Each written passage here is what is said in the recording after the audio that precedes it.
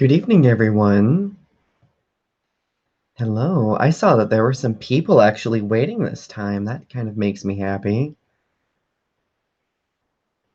Let me know if you can hear me okay. I have my computer all connected to everything, so let's see if it's actually working the way it should be. But yeah, hi. Welcome to the um 20th episode of The Mundane Life of a Gay.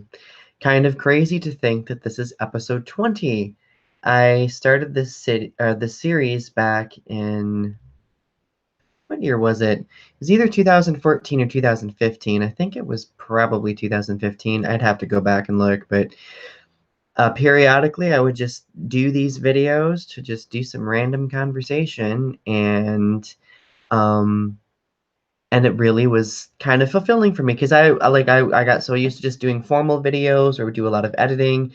Sometimes it's just nice and relaxing just to be able to turn on a camera and talk and not have to worry about all the nitty-gritty editing stuff. So I think that's why I decided to start doing this series. Granted, when I first started it, if you do go back and watch the first few episodes, you'll notice that it originally started with me wanting to edit videos and stuff, but gradually it just kind of careened into a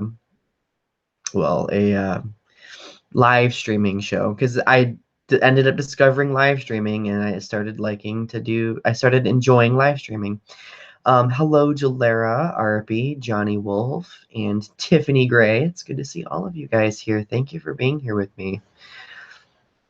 How are you all doing? I hope you're doing well. By the way, I'm sorry if I have to dab my nose. My allergies are literally destroying me right now. I love this weather because it's getting close to fall, but fall usually just does not bode well for my sinuses at all whatsoever. So, oh, glass of wine to enjoy the evening as well. Uh, mm, okay.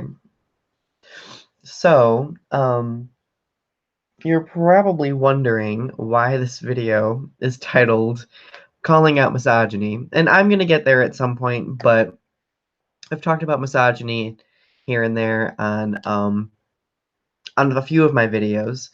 But I really wanted to talk about misogyny in the context of the Godzilla fandom. Okay. All right. So I doubt that I'm going to have many of my Godzilla fandom followers watching my videos because they probably just strictly look for Godzilla related videos.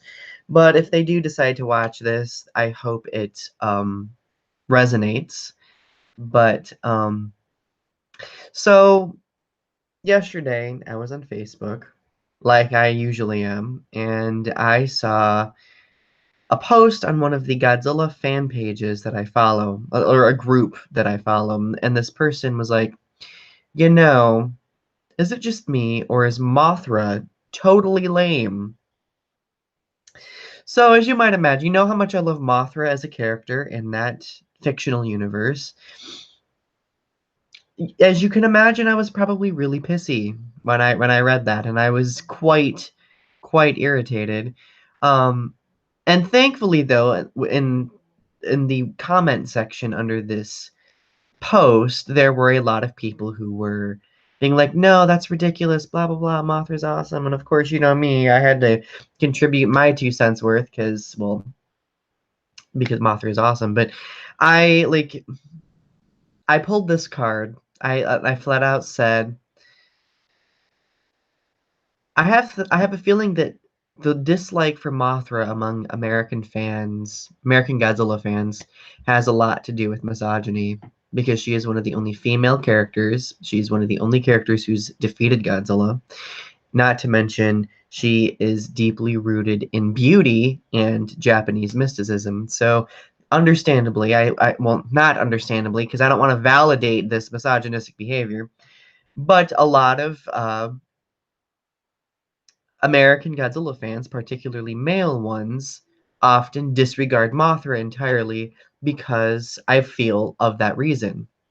Because she's too frilly, she's too beautiful, she's too girly. And that frustrates me. That frustrates me a lot, because why would somebody hate a character for that reason? So that just tells me that there is a deeper underlying problem ebbing and flowing through the fandom, and I've spoke about this at length in prior videos. And I've mentioned before that within the fandom I've also been subject of homophobic slurs. Like, I've been called a faggot before. I've been called, "Oh, you're so gay for liking Mothra." And I'm just like, okay, what does me liking men have anything to do with me liking a giant fictional fuzzy insect? Can you kindly tell me how that literally has anything to do with that? My nose is driving me crazy right now. Literally has nothing to do with it. So yeah, like, I've been getting a lot of fulfillment lately out of being really sassy with other Godzilla fans and calling them out on their bullshit when I see it. Granted, they're not always super thrilled about that, but you know what? It's 2018. I really think it's time that, one, we stop discriminating against femininity, and two, I think it's also time that we stop discriminating against other identities as well, like LGBT identities, so on and so forth. So, hello, Disaster Nation. It's good to see you. Welcome. But yeah, and I'm sure many of you, if you have a particular fandom that you love, whether it be Godzilla or Star Trek or Harry Potter or Lord of the Rings or whatever, you're always going to encounter people who are kind of shitty people, right?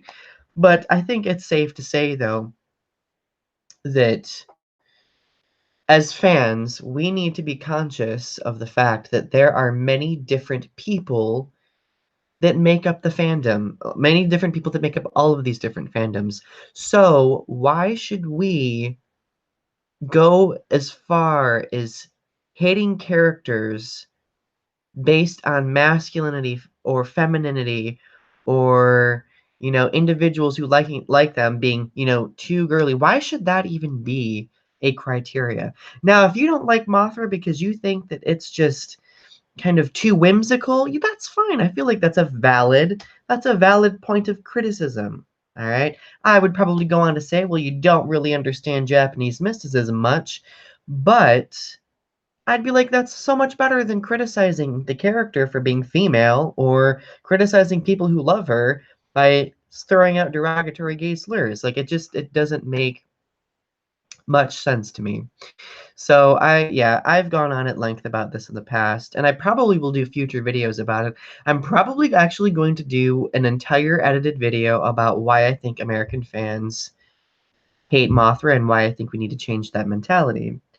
Because, any chance for me to talk about nerdy things, I'm going to take advantage of it as best as possible. All right, I'm going to read some comments here because I see a lot of people commenting. Um, oh my God, Disaster Nation, that's good news. I'm happy to hear that. Good. And thank you. I'm glad that you love my hat. I love my Pikachu hat too. Pokemon is life.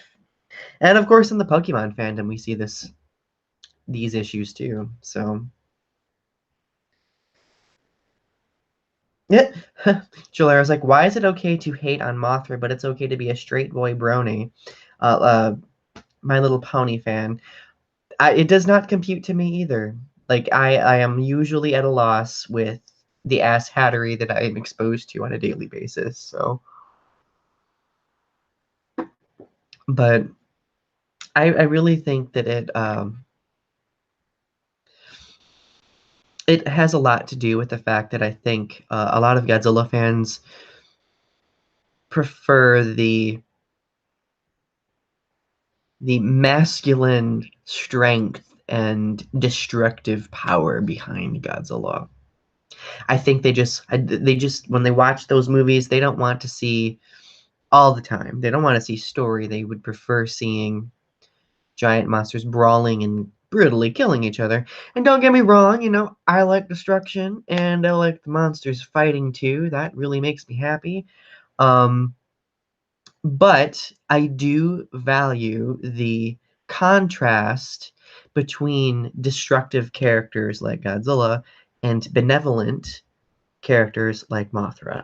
I think that that dynamic is very much needed. So yeah. Anyway, that's my 2 cents on that. Now, calling out misogyny in a larger context beyond just the Godzilla fandom, that was kind of like my small view conversation of that. But I also want to talk about misogyny at a larger level too, um, because I think it happens a lot more than we realize it.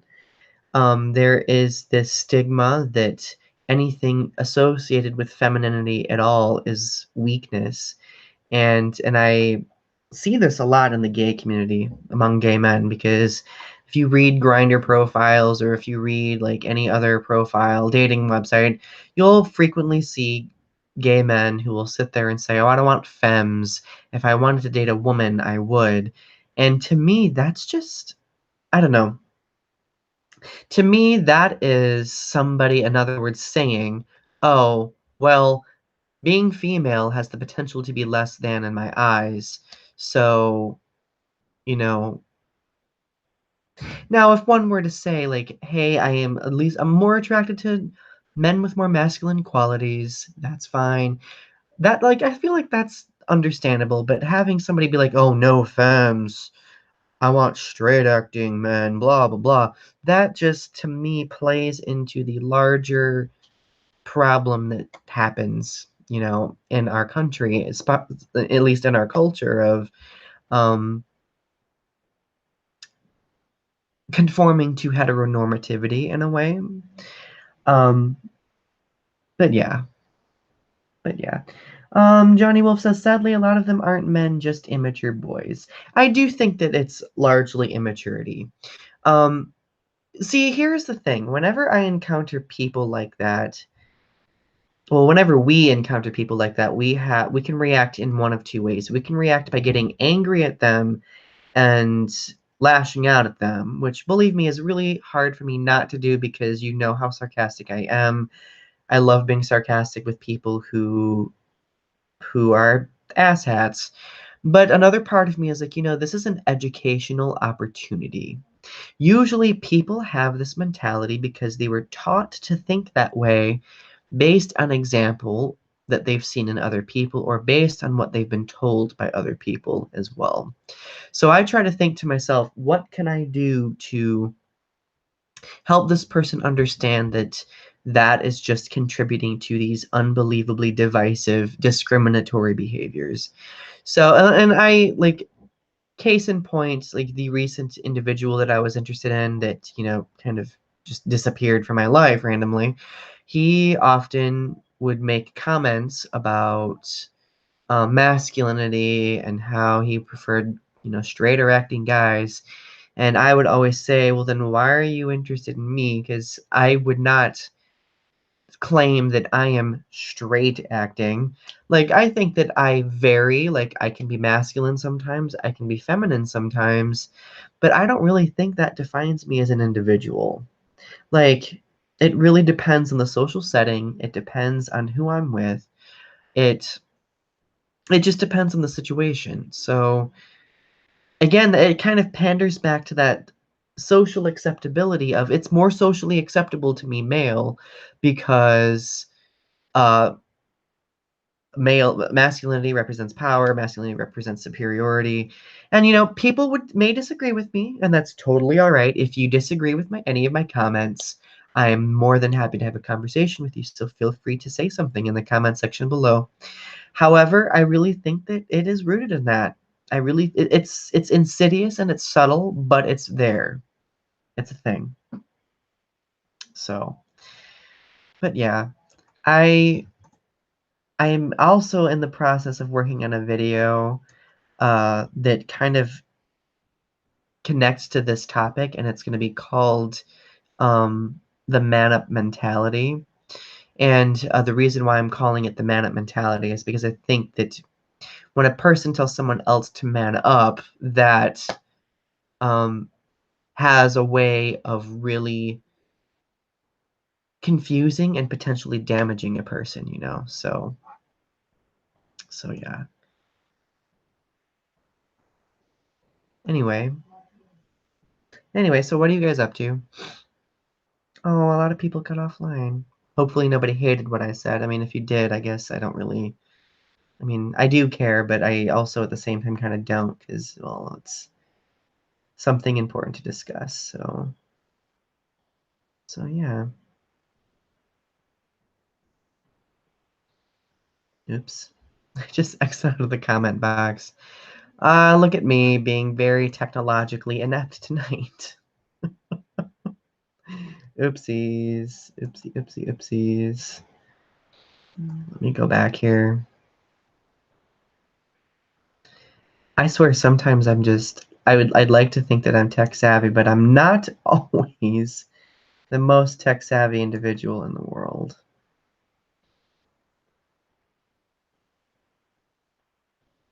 Come on. Load. I apologize for the wait.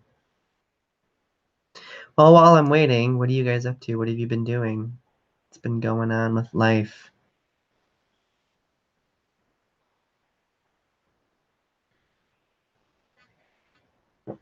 Well, Tiffany's still here. That's good. Somebody's still here, other than myself. Maybe it was a connection problem. I don't know. I apologize if it cut out or anything. Um, so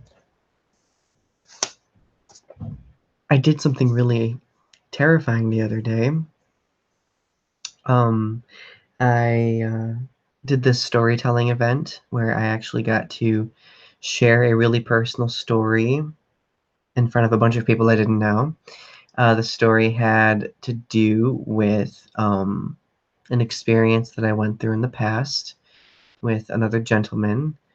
And I'm probably going to be doing a video about it at some point because I know a lot of you were asking about wanting me to film the storytelling event. However, I was not able to because there were a bunch of other people who didn't want to be filmed. So I felt that it would be appropriate to not film the event when there's other personal stories happening. But I will be doing a video about it, recapping what I did talk about. But it was a really interesting experience. I'm used to poetry readings, and I'm used to talking in front of a classroom, but sharing a very personal, descriptive story like that in front of a bunch of people, it was a challenge, but I'm glad that I actually did it. Hey, Akane, how are you? I hope you're doing well. It's been a while.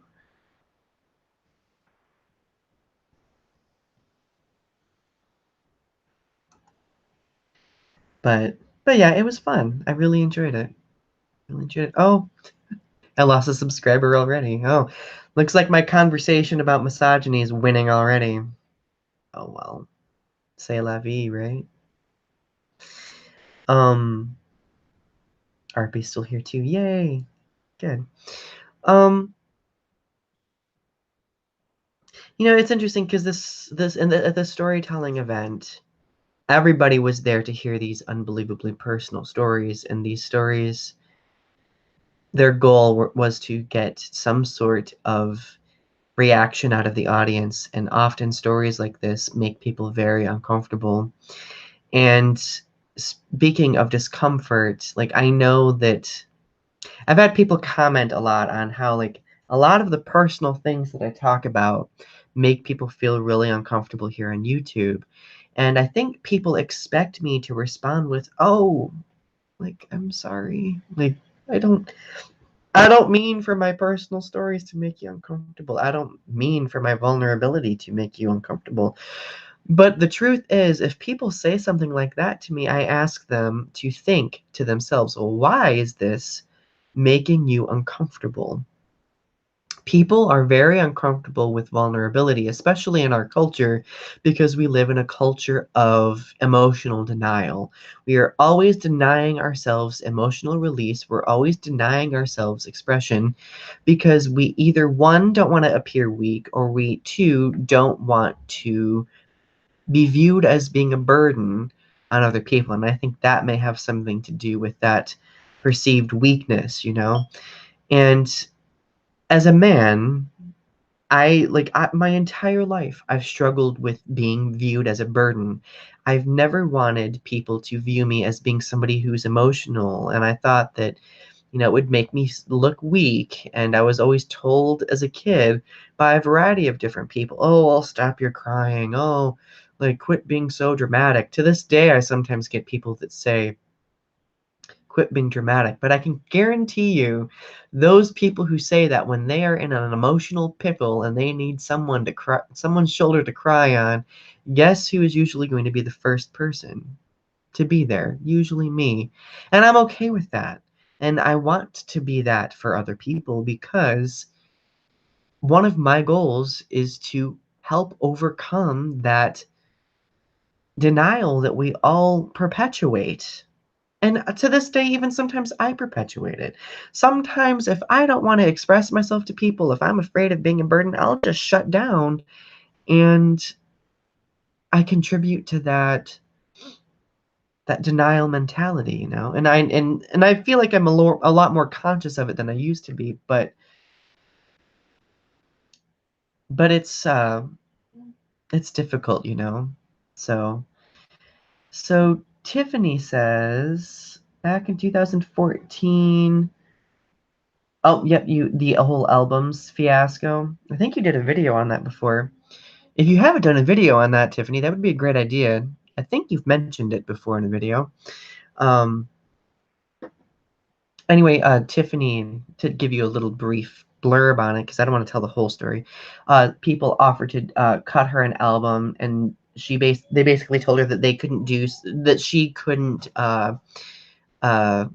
be vocal about some of her struggles in her music, which would completely go against, who she is, because Tiffany is you're very vocal about your struggles, and I think it's awesome that you are, because people need to be aware that people survive every day.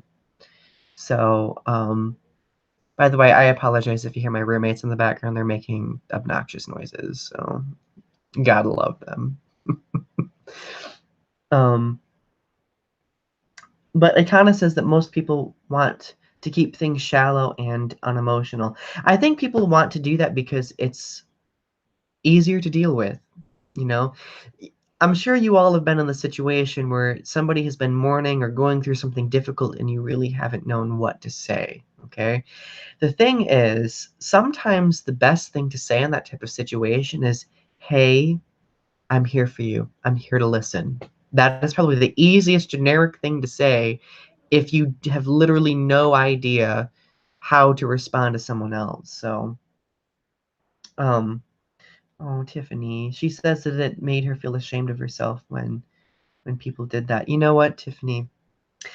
I think you're one of the strongest people I've ever known, and I'm grateful that you are so upfront with the difficult things that you go through um, because you're helping people, and I think that's what this is about overall. It's about helping people. So before I uh wind things down for the evening, do you guys have any specific questions for me? I figured, since last time you seemed to really enjoy me doing a Q&A, that I would do something similar this time, um just for fun. Like, why not, right?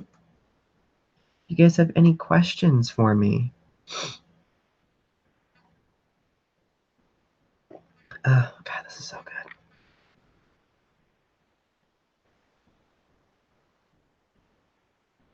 Any questions for me?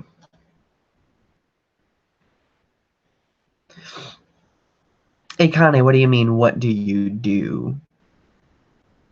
Are you meaning like career-wise, or are you talking in a specific situation? Like, what do I do? Just for clarification's sake. While you're typing that, um, I'll respond to what Tiffany just mentioned. Tiffany asked, did you hear that Celtic Woman has a new member and a new album coming out? Yes, and I saw the thing that you tagged me in.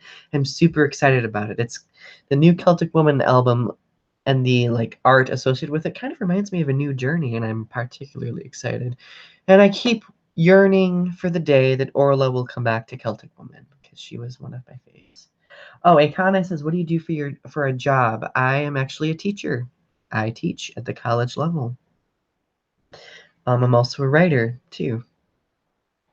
But yeah, couple more questions and then I'll let you guys go for the evening. If you're wondering what kind of wine this is actually Arbor Mist, Blackberry, Merlot. A lot of people hate on Arbor Mist all the time because they think it's cheap wine, but honestly, I think it tastes phenomenal. And it's in a really classy looking bottle, so, you know, it kind of looks expensive, right? But yeah. So in other news, I went to see Bruno Mars last night in concert, which was really fun. Bruno Mars is pretty cool. Although being at that venue really missed seeing Lady Gaga because that's I saw her there last and I miss her so much. Akane wants to teach college too. I think that would be awesome. College, like, I love teaching so much. I could go on and on and on about how much I love teaching. Um, I love being able to help other people appreciate writing. Because I can guarantee you 90% of the students that I encounter usually hate writing in some way. And I think that it's better to learn to improve one's writing when you find some way of enjoying it more effectively. So my goal is not to just teach them how to write, but teach them how to enjoy it a little bit as well. So, all right. Well, I think I'm probably gonna head off then. I got some work that I need to do, but I wanted to do a video tonight. I wanted to kind of gush about the 20th episode of the Mundane Life of a Gay. I'm really excited that um this video series has progressed this long. I would like to also say that if you've not subscribed to my channel yet and you're watching, please subscribe to my channel. I would really appreciate it. The growth of my channel has kind of stalled out a little bit since I haven't been doing as many videos as I used to, but I am plodding along, you know. So if you do want to help me in any way, share my videos, share my content around, like my content, comment like you always do. That helps me more than you can possibly imagine. Spreading my stuff on other social media sites like Twitter and Facebook and Tumblr, all of that helps too. Um, one other thing that I want to mention before I leave you tonight is since September is National Suicide Prevention Month or National Suicide Awareness Month, I actually put together a playlist of videos that discuss suicide, okay? Whether they be my experiences or different situations. It's called I Choose to Live Suicide Awareness Playlist. I've been trying to circulate it around in order to, you know, of course, create some sort of conversation and awareness about this month. I think that we should be aware of suicide and mental health every month, not just September, but September gives us a solid month to focus on this type of conversation. So I will have it linked here at the end of my video. So you'll be able to subscribe to my channel on one hand using this button and view this playlist on the other hand as well. So thank you guys for taking the time to watch my video. I love you guys, and you have a great rest of your night, and I will see you soon. Bye.